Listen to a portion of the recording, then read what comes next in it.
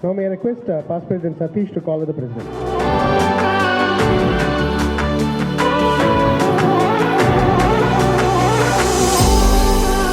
May I request President to call the meeting to order. Rotary Club of Hindi meeting call to order. Thank you. May I request Rotarian Sriram to deliver the four-way test.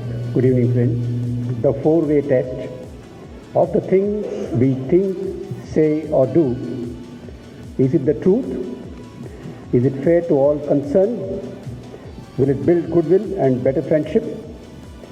Will it be beneficial to all concerned? Thank you. May I now request Rotarian Ganesan to deliver the thought for the day. Good evening to all. I will recite one Tirukkural. இன்னைக்கு topic சொல். So இனிய உளவாக இன்னாத கூறல் கனியிருப்ப காய் கவர்ந்தற்று அப்படின்னு திருவள்ளுவர் சொல்கிறார். So we should speak good words and encourage everyone. Thank you. Now may I request our President to deliver the welcome address. அனைவருக்கும் எனது அன்பான வணக்கம். I am welcoming all our club members and guests and other Rotarians also. Welcoming our today's speakers, ஐயா Pazha Karuppaiah sir. நீங்கள் எங்கள் meeting வந்து ரொம்ப சந்தோஷம் சார், ரொம்ப பெருமையாக இருக்குது.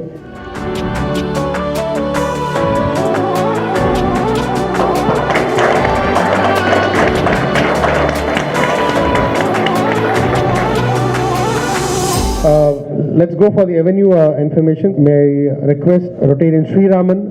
Good evening, members. Happy to share that 2 weeks ago we provided 20 smart boards to Ramakrishna Matriculation Boys School and Ramakrishna Sardhya Vidyalaya School at Usman Road, North Usman Road and South Usman Road. Project value 22.5 lakhs. Beneficiary 2,150 students. Thank you.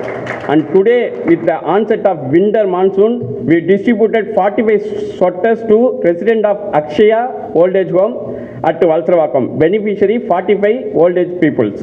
Thank you all the members and supporters to your continued encouragement and unwavering support in this coming program. Thank you so much. Thank you, Rotarian Sriraman. Now may I invite President-elect Radha to speak about Jean Harris Carnival. So good evening, Chief Guest, good evening, President, Secretary and the members of the club. On behalf of the person who has initiated the Jean Harris Carnival, Past President Satish, and the different chairmen who has brought this event to this level, I am here standing in front of you requesting your support for Jean Harris Carnival Season 11. It's going to be bigger, better, bolder than 10. So இந்த வருஷமும் உங்க support எல்லாம் தேவை. Be generous, be contributing because this is one of our signature. So members, I request your support to support President and the Chair Prabhu. Now may I invite Rotarian T. Sridhar to speak about the Anets Club initiatives. Good evening, friends. Anet Club President Saindavi is organizing a tour to museum on 14th December. Another series of programs she is organizing. I request members to send their aunts, annets, or the Rotarian also can participate. After the program, we have a breakfast session also. Thank you. Good evening, friends. On the membership front, we have inducted 5 new members couple of months back. Now 2 members have completed 3 meetings. Relatives, acquaintances who can become Rotarians and help us the club grow. Sivaraman, especially. Thank you so much. Eniya Rotary Club of Gindi Makkale. AGM is coming 11th of this month, December. So I request everyone here to be present. So we are going to announce the board for 25-26 also. So I request everyone to be present and let's enjoy the introduction of the new board and also the annual general meeting. Thank you so much. And thank you, Rotary Club Gindi. Pongal Villa we are planning on Jan 5th. It's in heart of the city, opposite to Pachavas College. There's a school called St. George. Inside the school, there's a Wings Convention Center. It's a day program. So morning 9 to followed by lunch. Good evening all. With respect to foundation, I think our president, our international directors posted in the group H. Ram sir about our Gurukul project. We are doing a global grant project E-Vidya with a Japanese club from Tokyo. One more thing, I just want to invite Mr. Mahalingam sir. அனைவருக்கும் வணக்கம். எனக்கு rotary கிளப்போட கிட்டத்தட்ட ஒரு 17 வருஷம் ஒரு நெருங்கிய தொடர்பு இருக்குது. 2008லேருந்தே ரோட்டரியோடு நான் வந்து நிறைய ப்ராஜெக்ட்ஸ் பண்ணியிருக்கேன். Yes, good evening all. ரொம்ப நாள் கழிச்சு இங்கே வந்திருக்கோம். நான் வந்திருக்கேன். Okay, I am started as a designer. இப்போ டிசைனிங் அண்ட் நியூஸ் பேப்பர் ஆட்ஸில் இருக்கோம். That is my vocation. So like printing டிசைனிங்கில் இருந்தோம். இப்போ now we have shifted to digital designing. சொல்லுக சொல்லை பிரிதோர் சொல் அச்சொல் வெல்லும் சொல் இன்னிமே அரிது. Ladies and gentlemen, girls and boys, let's put our hands together to the most versatile, eloquent, fluent, humorous, knowledgeable, lucid speaker and a resilient personality, writer, politician and actor, Tannir Maindan, Shri Palakarupaiya Ayya, to this august audience. Ayya unga. கிண்டி சுழற் கழகத்தினுடைய தலைவர் மதிப்புக்குரிய சங்கர் அவர்களே, இதனுடைய செயலாளர் நந்தகோபால் அவர்களே, வெகுவாக என்னை பற்றி மூடியும் மூடாமலும் சொன்ன முன்னாள் தலைவர் பாலாஜி அவர்களே, குழுமி இருக்கின்ற சுழற்கழகத்தின் பெருமதிப்புக்குரிய பெருமக்களே, இந்தியாவில் பிறந்தவர்களில் புத்தனுக்கு நிகரானவன் இன்னும் ஒருவனும் பிறக்கவில்லை. அவ்வளவு சிறந்த அறிஞன், எல்லாவற்றை பற்றியும் பேசியிருக்கிறான். 32 வயதிலேயே சிந்தித்து எல்லாவற்றையும் பற்றி பேசினான். அவன் மீது பெரிய ரொம்ப பிரமிப்பு பிம்பசாரனுக்கு இருந்தது. அவன் மன்னன். புத்தர் வந்தால் போதும் சேவை செய்வான் பிம்பசாரன். அப்பொழுது பெரிய அழகிய தோட்டம் ஒன்றை, பல ஏக்கர்கள் உள்ள பெரிய தோட்டத்தை அரசன் வடிவமைக்கிறான். பல பேரிடமிருந்து வாங்குகிறான். அந்த இடம் மையத்தில் இருக்கிறது. ஆகவே அது பலருடைய சொத்தாக இருக்கிறது. அரசன் அதற்குரிய பணத்தை கொடுத்து வாங்குகிறான். வாங்கி சிறந்த தோட்டத்தை, அழகிய தோட்டத்தை உருவமைக்கிறான். பழச்செடிகள், பூச்செடிகள், அவை இவை என்று சொல்லி பல்வேறு வகையாக இதை புத்தனுக்கு காட்ட வேண்டும் என்று நினைக்கிறான். அந்த புத்தன் இதை பார்ப்பதற்காக, பிம்பசாரன் மீது ரொம்ப மதிப்புடையவன். ஆகவே இவன் காட்டுவதை பார்ப்பதற்காக புத்தன் வருகிறான். 2 பேர் நடந்து வருகிறார்கள். இது இந்த செடி, அது அந்த செடி, இது மூலிகை செடி, இது பழச்செடி, இது உலகத்தில் இங்கு மட்டும்தான் இருக்கிறது என்றெல்லாம் அதனுடைய பெருமைகளை சொல்லிக்கொண்டே வருகிறான். புத்தர் அமைதியாக கேட்டுக்கொண்டே வருகிறார். வந்த பிறகு குறிப்பிட்ட இடத்தில் ஒரு குட்டிச்சுவர் போல் இருக்கிறது. சுவர் இடிந்து பாழாகி அந்த இடம் ரொம்ப படுமோசமாக, பார்ப்பதற்கே அருவருப்பாக, இந்த அழகிய தோட்டத்திற்கு நடுவே ரொம்ப மோசமாக அது காட்சியளிக்கிறது. இதை புத்தர் பார்க்க வேண்டாம் என்று கருதி பிம்பசாரன், வாருங்கள் இந்த பக்கம் போவோம், இந்த பக்கம் போவோம் என்று சொல்கிறான்.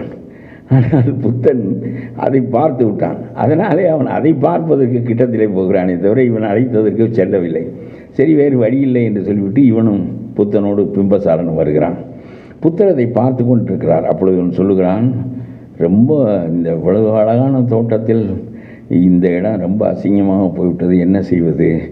இது ஒரு கிழவிக்கு சொந்தமானது, என்னால் அதை வாங்க முடியவில்லை, என்ன செய்வது?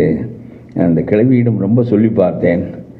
எல்லா இடங்களையும் வாங்கிய பிறகு அவளிடம் சொன்னேன், 1க்கு 10ஆக விலை தருகிறேன் என்று சொன்னேன். இல்லை, கொடுக்க முடியாது. என் தகப்பனார் இந்த வீட்டில் வாழ்ந்தார். என் கணவனோடு நான் 40 ஆண்டுகள் இந்த வீட்டில் வாழ்ந்தேன். இந்த குட்டிச்சவருக்கு பக்கத்தில் சற்று நேரம் வந்து உட்கார்ந்திருந்தால் அவர்களோடு வாழ்ந்த நினைவுகள் எனக்கு மனதுக்கு ரொம்ப இதமாக இருக்கும். ஆகவே இந்த இடத்தை உங்களுக்கு கொடுக்க முடியாது என்று சொல்லிவிட்டாள். நீ கேட்கின்ற விலையை நான் தருகிறேன் என்றும் சொல்லி பார்த்தேன். இதற்கு விலையே கிடையாது என்று சொல்லிவிட்டாள். அதற்கு பிறகு ஒன்றும் செய்ய முடியவில்லை. அதனாலே நான் இந்த இடத்தை இப்படியே விட்டுவிட்டேன். இந்த தோட்டத்தினுடைய மிக அசிங்கமான இந்த பகுதி இந்த தோட்டத்தின் பெருமையையே குலைக்கிறது என்று பிம்பசாரன் வருத்தத்தோடு புத்தனிடம் சொல்லுகிறான். புத்தன் சொல்லுகிறான், இந்த தோட்டத்திலேயே மிகவும் அழகிய இடம் இதுதான் என்று சொல்கிறான். இந்த தோட்டத்திலேயே மிகவும் அழகிய இடம் இதுதான் என்று சொல்லிவிட்டு சொல்லுகிறான், உன்னிடம் அதிகாரம் இருக்கிறது, வாள் இருக்கிறது, சட்டம் உன் கையிலே இருக்கிறது, எல்லாம் உன் கையிலே இருந்தும் அந்த கிழவியை தலையை செய்வி கூட இந்த இடத்தை அடையலாம், சிறையில் அடைத்து இந்த இடத்தை அடையலாம், கொடுப்பதை வாங்கிக் கொள் என்று மிரட்டி இந்த இடத்தை அடையலாம். இவற்றையெல்லாம் செய்யாமல் அவளுடைய உணர்வை மதித்து இந்த இடத்தை இங்கே விட்டு வைத்திருக்கிறாயே, இதுதான் இந்த தோட்டத்தின் அழகிய இடம் என்று சொல்கிறான். எப்படி நம்முடைய அறிஞர்கள் முன்னோர்கள் சிந்தித்திருக்கிறார்கள் என்பதை பார்க்கின்ற போது நம்முடைய வாழ்வை வடிவமைத்துக் கொள்வதற்கு இவையெல்லாம் மிகப்பெரிய ஒரு நிலையில் பள்ளிக்கூடத்தில் படித்து விட்டு வருகிறோம். பிற நிலைகளில் ஒரு நூலாவது சிறந்த நூலை படிக்காமல், நான் பல சமயங்களில் எனக்கு புத்தகங்கள் கொண்டு வந்து எழுதுகிறவர்கள் தருவார்கள். நான் சொல்லுவேன், இது படிப்பதில்லை, நான் இப்பொழுது அடைந்திருக்கிற அறிவை விட இன்னொரு அங்குலம் கூடுதலாக என்னை ஏற்றி கொண்டு செல்லக்கூடிய நூல் மட்டும்தான் படிப்பேன். இது எனக்கு இருக்கிற பொழுது குறைவு. இந்த மாலை பொழுது வந்து கொண்டே இருக்கிறது. ஆகவே இனிமேல் நான் ஏற்கனவே படித்ததை திரும்பி படிக்க வேண்டும், சிறந்ததை திரும்பி படிக்க வேண்டும். இதனால் இதை படிக்க மாட்டேன், நீங்கள் வைத்து விட்டு போனால் யாருக்காவது தான் கொடுப்பேன், வருத்தப்படக்கூடாது என்று சொன்னாலும் விடமாட்டார்கள், வைத்து விட்டு போவார்கள், அது வேறு. ஆனால் எதற்காக நான் இதை சொல்லுகிறேன் என்றால், ஒரு கட்டத்திற்கு பிறகு நம்முடைய அறிவை மேல்நிலைக்கு உயர்த்தி கொண்டே போனால்தான் நாம் மேல்நிலை மனிதர்களாக வர முடியும். அத்தகைய பண்பை இயற்கையாகவே பெற்றவர்கள் பல பேர் இருக்கிறார்கள். அந்த பெரிய அறிவை புத்தகத்தின் வழியாக அல்லாமல், ஆனால் அதை உறுதிப்படுத்திக் கொள்வதற்கு புத்தனுடைய வாழ்க்கை, காந்தியினுடைய வாழ்க்கை, இவர்கள் நடந்து கொண்ட முறைகள், அவர்கள் ஒவ்வொன்றையும் பார்த்த விதம், நக்கீரன் பார்த்த விதம், புத்தன் ஒரு அழகிய இடத்தை பார்த்த விதம், அறிவுக்கு சான்றான மோசிகீரன் தூங்க அரசன் கவரி கொண்டு வீசியது, இவையெல்லாம் இந்த பண்புகளெல்லாம் இப்பொழுது இல்லை, எல்லாமே அழிந்து விட்டன. கடந்த 50 ஆண்டுகளாக காந்தி ஒரு மனிதன்தான் 1000 ஆண்டுகள் மோசமாக இருந்த சமூகத்திற்குள் நுழைகின்றான். உண்மைதான் வாழ்வின் உயர்ந்த நோக்கம் என்பதை முதலாக பொது வாழ்க்கைக்கு வருகின்றவர்களுக்கு அவன் போதிக்கின்றான், தான் கடைப்பிடிக்கின்றான், அவர்களுக்கு போதிக்கின்றான். நேரு, பட்டேல், காந்தி, கிருபளானி, ராஜாஜி, காமராஜர் என்று எண்ணற்ற மிகச்சிறந்த தலைவர்களை இந்தியா முழுவதும் உருவாக்குகிறான். இந்த 2வது வரிசை தலைவர்கள் அதற்கு அடுத்த தரத்தில் மனிதர்களை உருவாக்குகிறார்கள். இந்தியாவின் பொது வாழ்க்கை தூய்மையாக, நேர்மையாக நடந்தது. அவர்கள் ஒரு முதலமைச்சராக இருந்தபோது ராஜாஜி தன்னுடைய வேட்டியை தானே துவைத்து கொண்டார். எனக்கு சொந்த பொழுதே இல்லாமலா நான் முதலமைச்சராக இருக்கிறேன் என்று சொல்லிவிட்டு தன்னுடைய வேட்டியை தானே காய வைத்து அடுத்த நாள் உடுத்தி கொள்வார். இத்தகைய மனநிலை. காமராஜருக்கு சாகிற போது 100 ரூபாய் தான் பையில் இருந்தது. முத்துராமலிங்க தேவரும் அது போன்றவர் தான். ஆகவே இத்தகைய மனிதர்களை யார் உருவாக்குகிறார்கள்? ஒரு காந்தி உருவானால் ஒரு தலைமுறை உருவானது, ஒரு பெரிய நாடு உருவானது, இந்தியா ஒன்று சேர்க்கப்பட்டது. மாநில வாரியாக லிங்குவிஸ்டிக் நேஷனலிசம் என்ற புதிய கொள்கையை வைத்து பயப்படாதீர்கள், இந்தியா நமக்கு பழக்கப்பட்ட நாட்டிலேயே வெள்ளைக்காரன் உருவாக்கிய நாடல்லவா என்று கவலைப்படாதீர்கள், உங்களுடைய மொழி, உங்களுடைய இனம், உங்களுடைய மண், இதை நீங்களே ஆண்டு கொள்ளலாம், இந்தியாவோடும் சேர்ந்திருங்கள், அது உங்களுக்கும் நல்லது, எல்லா மாநிலங்களுக்கும் நல்லது என்று லிங்குவிஸ்டிக் நேஷனலிசம் என்ற கொள்கையை அடிப்படையாக வைத்து ஒரு பழக்கமில்லாத ஒரு பெரிய நாட்டை உருவாக்கி அதை நிலைப்படுத்தி விட்டு சென்றான் காந்தி என்று சொன்னால் அவருடைய சிந்தனைகள் எவ்வளவு பெரியவை. அதையெல்லாம் படிக்கின்ற போது நமக்கு நல்லதை நோக்கி நடக்க வேண்டும் என்கின்ற எண்ணம் ஏற்படும். ஆகவே படிப்பது ரொம்ப சிறந்தது, படித்தவர்களோடு பழகுவது ரொம்ப சிறந்தது. ஒரு இளம்பெண்ணோடு பழகுவதில் உள்ள சுகத்தை விட ஒரு புலவனோடு பழகி அவனிடம் பிரிகிற போது ஏற்படுகின்ற ஏக்கம் கூடுதலானது என்று வள்ளுவன் சொல்லுகிறான். உவப்பர் தலை கூடி உள்ள பிரிதல் அனைத்தே புலவர் தொழில். ஒரு பெண்ணை விட்டு பிரிகிற போது ஏற்படுகின்ற ஏக்கத்தை விட ஒரு அறிஞனோடு பழகிவிட்டு அவனிடமிருந்து பிரிந்து செல்லுகின்ற போது ஏற்படுகின்ற ஏக்கம் ரொம்ப கூடுதலானது என்று சொல்லுகிறான். ஆகவே அறிந்தும் அறிவேதலை என்பதுதான் மனித வாழ்க்கை மேல்நிலைக்கு எடுத்து செல்லுகின்ற ஒன்று என்று சொல்லி உங்களிடமிருந்து விடைபெறுகிறேன்.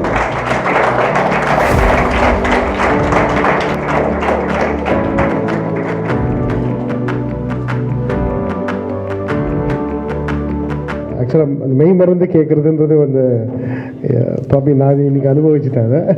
Lot of inputs, lot of thoughts, அது நம்ம யோசனைகளுக்கு எப்படி கிண்டுறதுன்றது இதுதான்.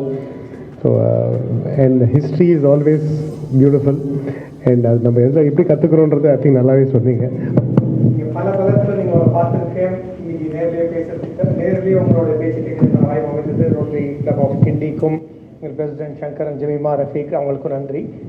ஜென்ரலாக அதாவது நீங்கள் உங்களுடைய கருத்துக்கள் வந்து ஜென்ரலாக ஒரு சமுதாயத்தை நீங்கள் பேசும்போது அது ரொம்ப ரொம்ப தெளிவாக சொன்னீங்க. எப்படி வந்து ஒரு நேஷன் உண்டாகிறதுன்னு அதாவது மக்களால் தான் இதாகுதே தவிர மண்ணால் இல்லை அப்படிங்கிறது அது ஒன்று. இன்றைக்கி ஜென்ரலாக பார்த்தீங்கன்னா நம்ம சமுதாயத்தில் வேல்யூஸ் ரொம்ப குறைஞ்சி போயிட்டே இருக்குது. ஆனால் அது என்ன ஆகுது அப்படின்னு பார்த்தீங்கன்னா அது ஸ்மார்ட்னஸ் அப்படிங்கிற ஒரு இதில் வந்து அதை வந்து இதுதான் ரைட்டு அப்படிங்கிற மாதிரி ஆகுது. அண்ட் பல பேர் வந்து இதுதான் ரைட்டுங்கும் போது அதுவே தொடர்ச்சியாக ஆகிட்டே வருது. இந்த நிலையை வந்து நம்ம அப்படி இது we have to accept it and go அப்படிங்கிற மாதிரி தான் இன்றைக்கி காலகட்டத்தில் இருக்க வேண்டியது இருக்குது. அதை மீறி நம்ம வந்து இந்த வேல்யூஸை மேம்படுத்தணும் அப்படின்னா நம்ம என்ன பண்ணணும், அதுக்கு நம்ம என்ன செய்யணும்? அதாவது நீங்கள் கேட்ட ஒரு கேள்வி நல்ல கேள்வி. நம்ம மட்டும் சிறந்த மனிதனாக இருந்தால் பாம்புதிங்கிற ஊருக்கு போனால் நடுத்துண்டான் நமக்கு என்பது தான் உலகத்தின் போக்கு. அதனால் அது மாதிரி ரொம்ப கிராமத்தில் சொல்லுவாங்க, கோவணம் கட்டாத ஊரில் கோவணம் கட்டினவன் பைத்தியக்காரன் என்று சொல்வார்கள். அதனால் நீங்கள் பெருவாரியான பேர் இப்படி இருக்கின்ற போது நாம் மட்டும் மாறுதலாக இருப்பதின் மூலம் நமக்கு வாழ்க்கை சரியாக அமையுமா? இது அவர்கள் நம்மை பைத்தியக்காரன் என்று கருதுகிறார்களே என்பது உங்களுடைய கருத்து. நான் சொல்கிறேன், இவர்கள் இல்லை மதிக்க வேண்டியவர்கள். இவர்களுடைய திராசு சரியானதில்லை. இதில் ஏறி நாம் உட்கார்ந்தால் அது எப்பொழுதும் தாரதமியமாகவே அது எடையை காட்டி கொண்டிருக்கும். நம்மை சான்றோர் மதிக்க வேண்டும்.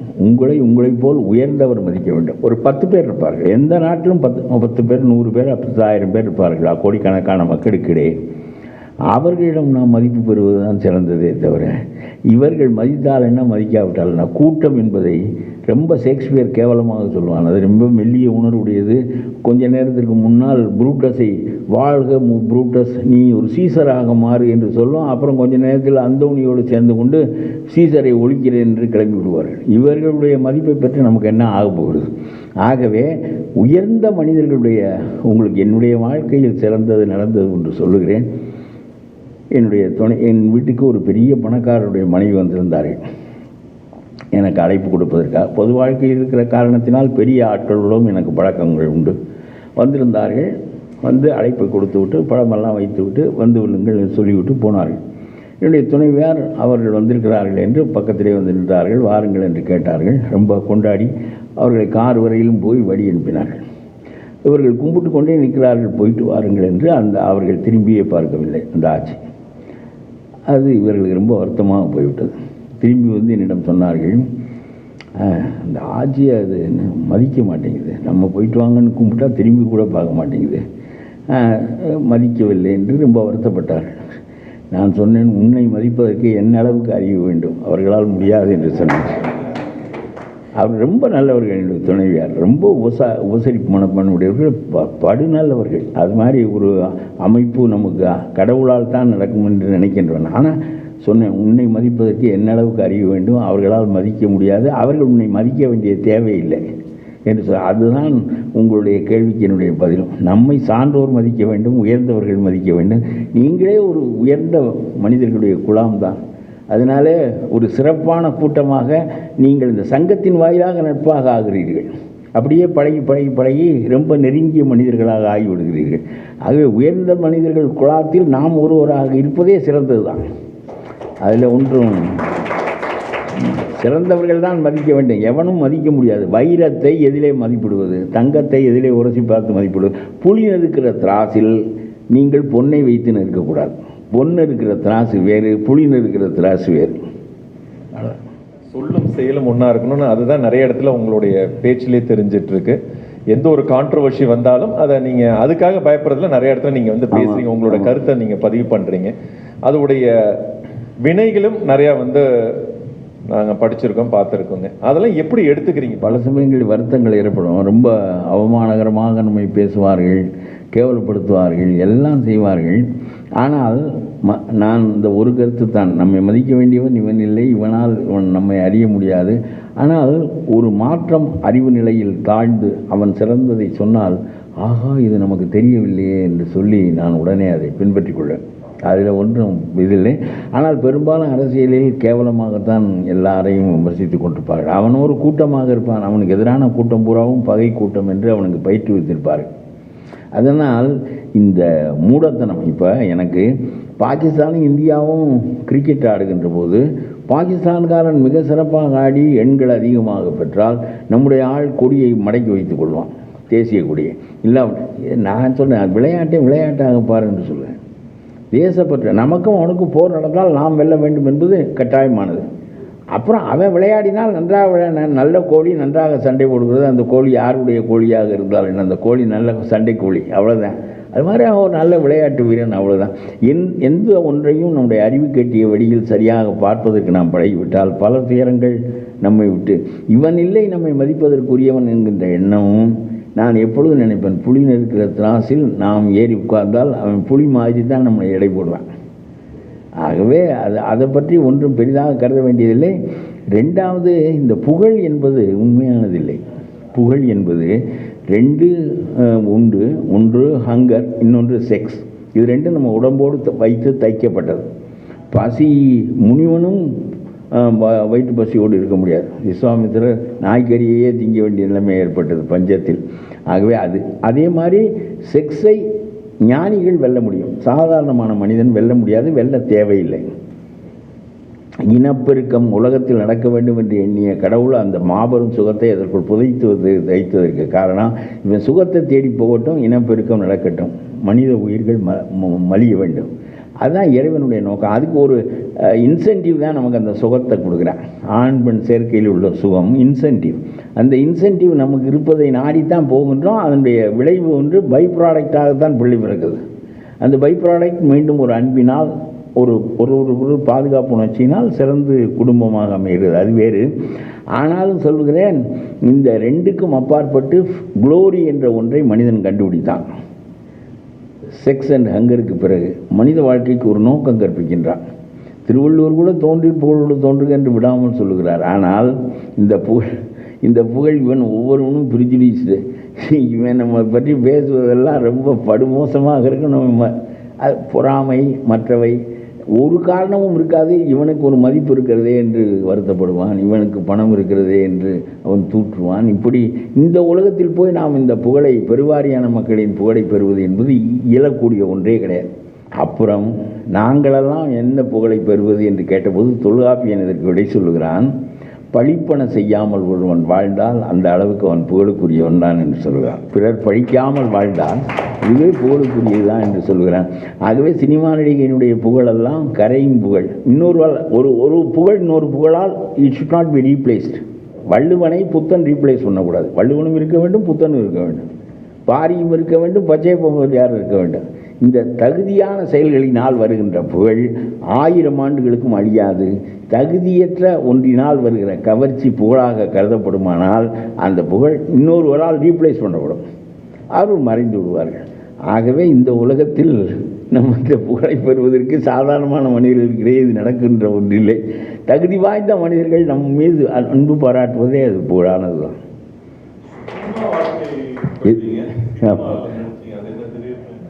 அதாவது அங்காடி தெருவில் நடித்தேன். அவர் வசந்த பாலன், அவர் வந்து சொன்னார், அண்ணே இந்த கேரக்டர் உங்களுக்கு தான் சரியாக இருக்கும்னு. ஜெயமோகன் என்கின்ற எழுத்தாளர், அவர் அதுக்கு கதவசனம் எழுதினார். அவர் சொன்னார், ஒரு ஜவுளி கடை முதலாளி, சரவணா ஸ்டோர்ஸ் மாதிரி. அவர் சரவணா ஸ்டோர்ஸுக்கு தான் கதை எழுதுனாங்க அவங்க. அதில் அவர் மாதிரியாகவே உருவமைப்பு, அது மாதிரி இயற்கையாக இருக்கணும், நடிக்கிறவனாக இருக்கக்கூடாது. அவன் பாட்டுக்கு இயல்பாக பேசினா அது வந்து அந்த கேரக்டரை காட்டும். இவங்க கூடுதலாக நடிப்பாங்க. அதனால் அவருக்கே என்ன தெரியும் ஜெயமோகனுக்கு. அவர் என்ன சொன்னார்னா, பழகற்பையாவை போடுங்கன்னார். இவர் வசந்த பாலன் டைரக்டர் வந்து என்ன சொன்னார்னா, ரொம்ப ஜெயமோகன் உங்கள் உருவத்தை நினச்சி தான் அந்த வசனத்தை எழுதினேன்னு சொல்கிறாரு, அதனால் நீங்கள் இந்த படத்தில் கண்டிப்பாக நடிச்சாகணும் அப்படின்னாரு. அப்புறம் அதுக்கு பணமெல்லாம் தெரியலன்னு அதெல்லாம் தர்றோம், ஏன்னா உங்களை தான் நடிக்க வைக்கணுங்கிறதுக்கு வந்ததுக்கு பிறகு நாங்கள் அதற்குரியதை செஞ்சு தான் ஆகணும்னு சொன்னார். சரி, நான் 5-6 படம் எடுத்திருக்கேன். பிறகு ஒரு படத்தில் அடிபட்டு ரொம்ப பெரிய வீழ்ச்சி ஏற்பட்டு அதை விட்டு வெளியே வந்து விட்டேன். பிறகு நடிப்பதற்கு இவர்கள் அழைத்தார். அந்த கேரக்டர் தான் நான் நடித்தேன். அது திருநெல்வேலி நாடார் பேசுகின்ற மொழியில் பேச வேண்டும். அதுக்காக அங்கே இருந்த ஒரு திருநெல்வேலி பேரை கையில் பிடிச்சிக்கின்னு இந்த விஷயத்தை எப்படிலாம் நீங்கள் உங்கள் ஸ்லாங்கில் சொல்லுவீங்க அப்படின்னு கேட்டு அவங்ககிட்ட இருந்து கற்றுக்கின்னு அதே மாதிரி பேசினேன் நான். அவர் ரொம்ப மகிழ்ச்சி அடைஞ்சார். ஒரு முயற்சி எடுத்துக்கிறிய பாருங்க என்று சொல்லி. அதனால் அந்த படம் பெரிய வெற்றி அடைந்தவுடன் இந்த விஜய் படத்தை எடுத்தவர், சர்க்கார் படத்தை எடுத்தவர் அதை பார்த்துவிட்டு என்னிடம் சன் டிவிக்காரர்கள் தான் எடுத்தார்கள், என்னை போட சொன்னார். அதில் நான் தான் வில்லன் முதலமைச்சர். நிகழ்கால அரசியல் தலைவர்களைப் போல நான் வில்லன் முதலமைச்சர். நாட்டுக்கு கெடானவன், ஆனால் நான் பெரிய பதவியில் இருக்கின்றவன்.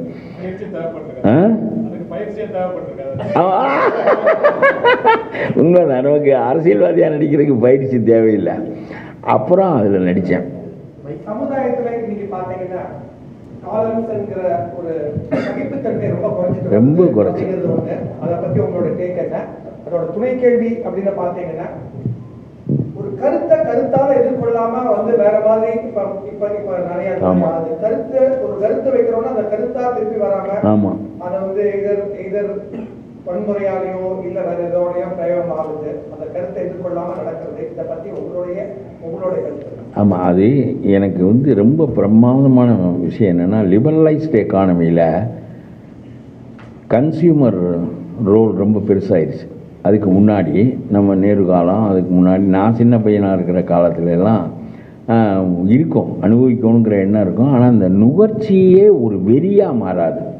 அது வேணும், இது வேணும், கார் வேணும், வண்டி வேணும், எல்லாம் எப்போ காரு, எப்போ வீடு, எப்போ இது இயற்கையாக இருக்கும். நம்ம அளவுக்கு கொஞ்சம் அடே பரவாயில்ல, நம்ம ஒரு சின்ன வீடு இருக்குது, நம்ம ஒரு சின்ன சமாதானம் இருக்கும். இந்த நுகர்ச்சியில் ஒரு வெறி கிடையாது. இப்போ எல்லாம் 5 ஸ்டார் ஹோட்டலில் சாப்பிடணும், பெரிய இது எல்லாம் நுகர்ச்சி வெறி கூடி போச்சு. இதை புறநானூறு ஒரு பிரமாதமான பாட்டு ஒன்று சொல்லுது. பெரிய அது மாதிரி ஒரு ஃபிலாசபி நான் பார்த்ததில்லை. இந்த மாதிரியான கருத்துக்களை எடுத்து சொல்வதற்கு தலைவர்கள் வேண்டும். ஏன்னா அவங்களுடைய பேச்சை மட்டும்தான் பத்திரிகையில் போடுவேன், அவங்களுடைய பேச்சை மட்டும்தான் மக்கள் கவனிப்பாங்க. அது நம்ம எவ்வளோ உயர்ந்த கருத்து சொன்னாலும் எவனும் அதை பத்திரிகையில் போட மாட்டேன். அது அவங்க உன்னுடைய ஸ்டேட்டஸ் என்ன? ஒரு தடவை சொன்னேன், பிரமாதமான கருத்து சொல்லியிருக்கேன், நீ இதெல்லாம் போடுறியான்னு கிண்டு பேப்பர்கிட்ட கேட்டேன். வாட் இஸ் யுவர் ஸ்டேட்டஸ்ன்னு கேட்டேன். ஒன்றும் கிடையாதுன்னு. அப்புறம் எப்படி உனக்கு போடுறது? Are you mayor, are you an MLA, are you minister? எப்படி ஒன்று மக்களுக்கு தெரிஞ்சால் தானே நீ உன் பேச்சை நான் போட்டால் அவன் கவனிப்பேன். அவன் அந்த புறநானூற்றில் ஒரு கருத்து சொல்கிறான் பாருங்க. அதாவது, இந்த உலகம் முழுவதையும் பலரோடு பங்கிட்டு கொண்டு ஆள்வோம் என்று நினைக்காமல் நான் ஒருவனாகவே ஆள்வேன் என்று நினைக்கின்ற ஒரு மன்னனுக்கும், ஒரு விலங்கின் பின்னால் ஓடி திரிந்து அதை வேட்டையாடி அதனுடைய மாமிசத்தை உண்டு வாழ்கின்ற ஒரு வேடனுக்கும் வாழ்க்கையின் தேவை ஒன்றுதான் என்று அவன் சொல்கிறான். வாழ்க்கையின் தேவை ஒன்றுதான். ஒன்று பசி, இன்னொன்று காமம். ரெண்டும் எல்லா உயிரினங்களுக்கும் பொதுவானவை. உங்கள்கிட்ட ரொம்ப அதிக செல்வம் இருந்தால் அதை பிறரோடு பங்கிட்டு கொண்டு வாழ், பிறருக்கும் வழங்கி வாழ். இல்லாதவர்களுக்கும் முடிந்த அளவு வழங்கிவிட்டு நல்ல சிறந்த சேர நம்ம வச்சுக்கலாம், அதனால் ஒன்றும் இல்லை. தென்கடல் வளாகம் பொதுமையின்றி வெண்குடை நிழற்றிய ஒருமையோர்க்கும், உலகம் முழுவதையும் நான் ஒருவனே ஆழ்வேன் என்று சொல்லுகின்றவனுக்கும், வெண்குடை நிழற்றிய ஒருமையோர்க்கும், நடுநாள் யாமத்தும் பகலும் துஞ்சான் கடுமா பார்க்கும் கல்லா ஒருவனுக்கும், விலங்குகளின் முன்னால் வேட்டையாடி திரிகின்ற ஒருவனுக்கும் வாழ்வின் போக்கு ஒன்றுதான்கிறான். கடுமா பார்க்கும் கல்லா ஒருவருக்கும் உண்பது நாளி அரிசி சோறு தான் உன்னால் உண்ண முடியும். உடுப்பது 2 தான், 2 உடை தான் உன்னால் உடுத்திக்க முடியும். உண்பவை நாளி உண்பது நாளி உடுப்பவை 2, பிறவும் எல்லாம் ஓரக்குமே. காமம் போன்ற எல்லாமே எல்லா உயிரினங்களுக்கும் ஒன்று தான் அப்படின்னு சொல்லிட்டு, உண்பது நாளி உடுப்பது பிறவும் எல்லாம் ஓரக்குமே. நுகர்வோம் எண்ணினே, நானே நுகர்வேன் அப்படின்னு சொன்னேன்னா நுகர் எல்லாமே தப்பி போயிருக்கிறேன்.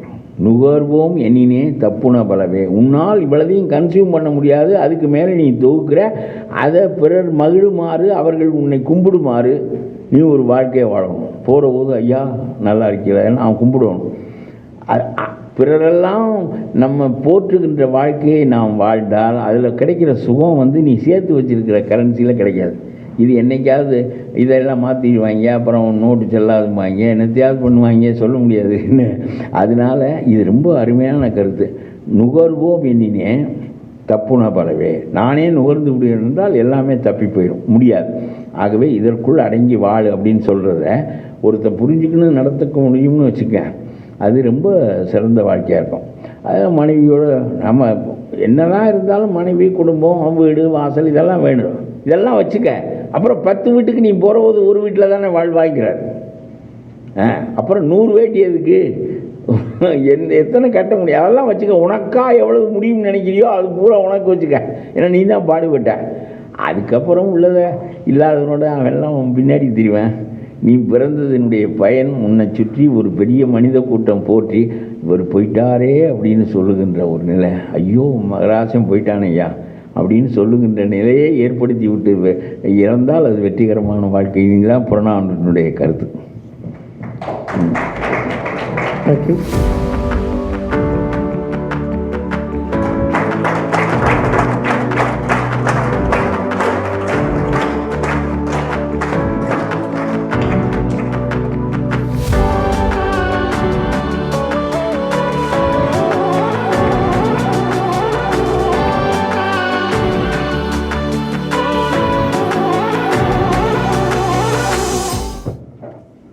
ஒரு சொல் கேளீர் இந்த வீக்லி மீட்டிங்கோடைய தலைப்பு.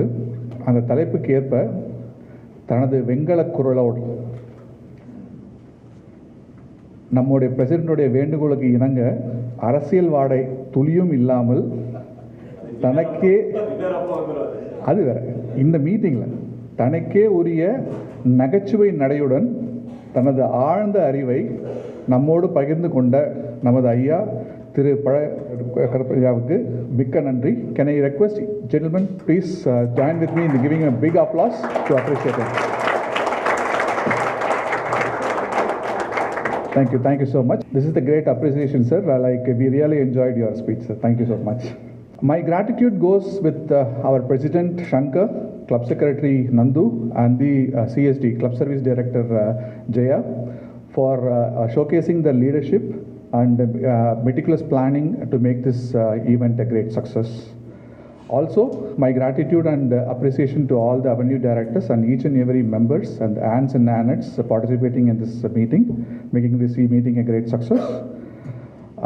My gratitude also goes to the staff of the Hotel Hyatt Regency for the extended comfort and the hospitality for the meeting in style. As a digital content company owner, this is the right platform to register my realization and recognition to the Jamima and Rafiq team along with Saravanan for their continuous and meticulous recording and hosting that event in the social media. I know the pain behind it. It's a beautiful job rendered. Thank you so much. With that, I wish everyone a pleasant evening. Thank you, and your mobiles need not be on silent mode.